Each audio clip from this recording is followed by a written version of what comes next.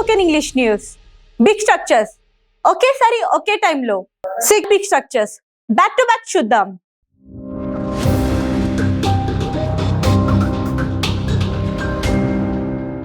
Structure number 1, willing to.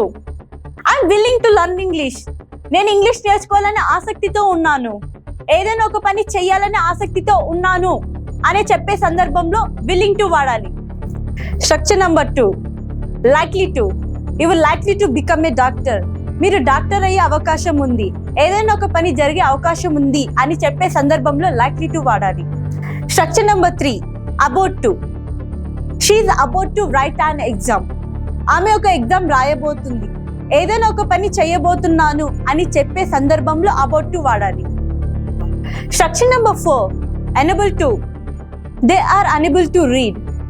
వారు చదవలేకపోతున్నారు, ఏదైనా ఒక పని చేయలేకపోతున్నాను అని చెప్పే సందర్భంలో unable to వాడాలి.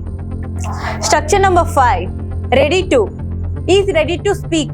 అతడు మాట్లాడడానికి సిద్ధంగా ఉన్నాడు, ఏదైనా ఒక పని చేయడానికి సిద్ధంగా ఉన్నాను అని చెప్పే సందర్భంలో రెడీ టు వాడాలి.